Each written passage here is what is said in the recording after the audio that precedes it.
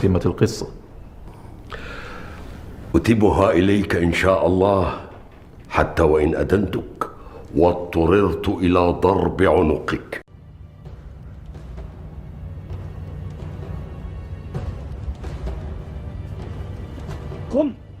قم يا ضباع، قم. ويحك يا رجل، ألم أقل لك دعني؟ مصيبة يا ضباع، مصيبة. ويحك، ماذا جرى؟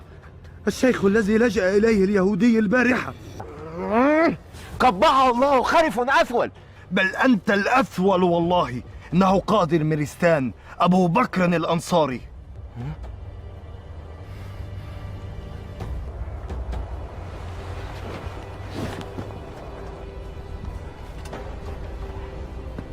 ويحي إن كان ما تقول.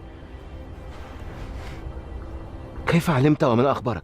كنت مع خالد في المسجد فرأيته هناك والناس تجله، سألتهم عمن يكون فأعلموني، فتوريت وأفلت راجعا. حتى وإن كان، فما شأنه بنا؟ أما أسأت إليه البارحة؟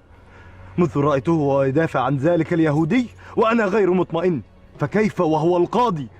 اهدأ يا رجل، اهدأ يا رجل ولا تجبن. لو أراد بنا شرا لبتنا ليلتنا في السجن. أعلم هذا، ولكن يا سعد، يا سعد، من كان يحول بيننا وبين خالد ذهب إلى رحمة الله. خالد وتجارته بات بين أيدينا، فتماسك ولا تجزع. ما فعلناه البارحة عن غضب لن يأخذنا به قاضيك هذا. ليت الأمر يكون كما تقول، ليتك ما تعرضت له.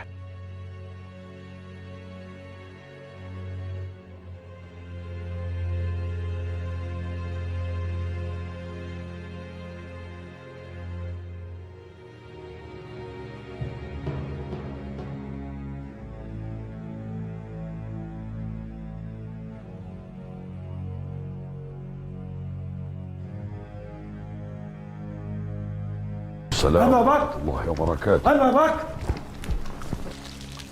سلام الله عليك يا أبا قتيبة. وعليكم السلام ورحمة الله وبركاته. وصلني اليوم 1000 درهم من المال و19 غطاء ثمينا أدخلتها الوقف وكتبتها في السجل. 19 ولما لم تردها؟ يبدو والله أن في الأمر ريبة يا أبا قتيبة. أي والله، أتى بهم مولى لم يفصح عن اسم سيده ولا يحمل كتابا بما أرسل معه. ولما لم ترددهم حتى يأتيك بكتاب أو تمضي معه حتى تتحرى من صدقه؟ وضعهم أمامي وأفل مسرعا، فما استطعت تركهم واللحاق به. خفت أن يراهم أحد فتحدثه نفسه بسوء. خيرا فعلت. ضع مكانك من تأتمنه واخرج إلى السوق بواحد منها واسأل عمن اشتراهم. وهل سيذكره البائع؟ من يشتري مثل هذا العدد لا يجهله تاجر. ثق بقلبك يا صاحب القلب التقي. والله إن لفي الأمر ريبة. وهل عرفت كيف مات أبو خالد؟ أجل، لكني لن أتعجل الحكم. أمهلنا الغد لآتيك بالخبر اليقين. لك ما شئت، لابد أن يكون الحكم قاطعا لا ريب فيه.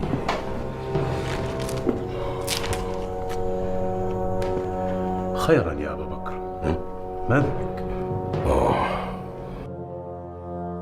وماذا بشأن يوسف؟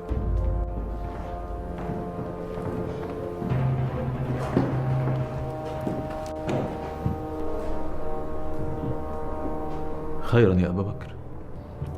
رافقاه إلى محبسه.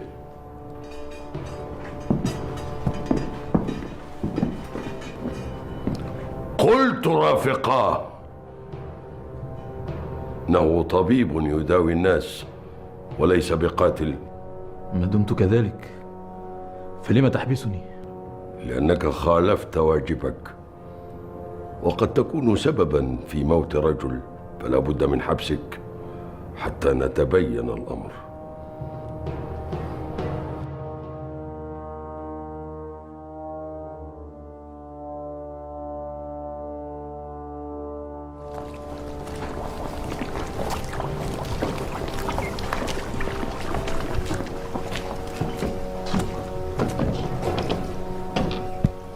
السلام عليكم ورحمة الله وبركاته. وعليكم السلام ورحمة الله وبركاته. إذا ظهر الحق وأمسكتم بالقاتل. ليس بعد، فغدا إن شاء الله سيكون الحكم. أولم تتبينوا؟ أين ستبيتون الليلة؟ البارحة بتنا خارج المدينة، سنبيت الليلة هناك إن لم نجد مكانا في الخان. إن أردتم أعطيتكم غرفة في البيمارستان. لا طاقة لي على البقاء هنا.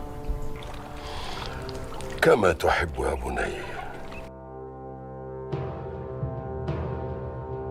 هي يا هذا، أأنت مسلم أم من ملة أخرى؟ بل مسلم والحمد لله. لما تسأل؟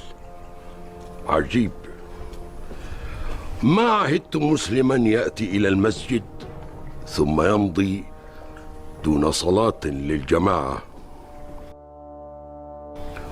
ربما يكون لديك عذر حين تقف بين يدي الله.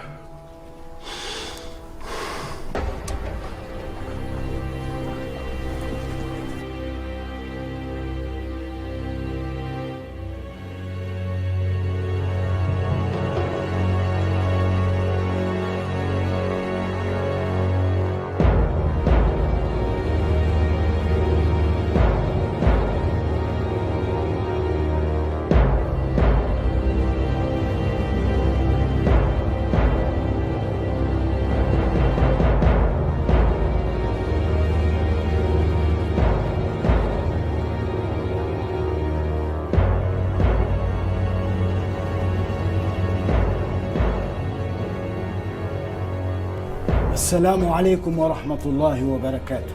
وعليكم السلام ورحمة الله وبركاته. سمعت بأنك حبست يوسف. هذا شأن القضاء، فلا تحدثني فيه، حدثني فيما كلفتك به. ما تركت تاجرا إلا وسألته، أنكر الجميع. لا حول ولا قوة إلا بالله، حتى التجار ضيعوا الأمانة. وماذا نفعل؟ اسمع، أرسل إلى الوالي.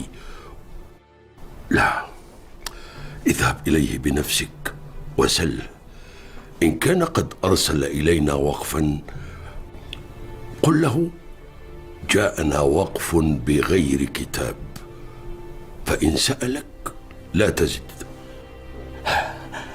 ولم الوالي يا أبا بكر؟ قد يكون الأمر أهون مما نظن. أبا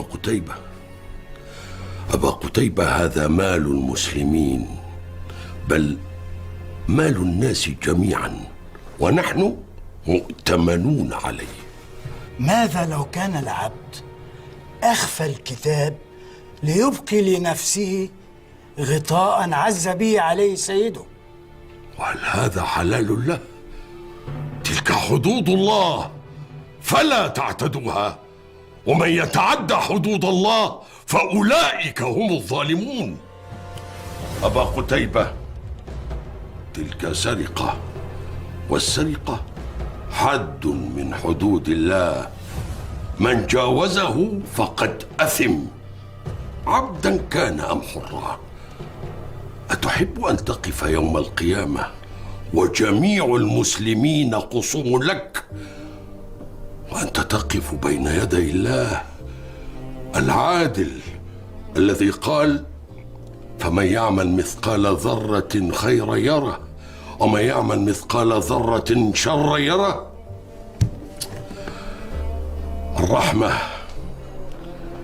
لمن خشي واتقى، وليست لمن خالف وعصى.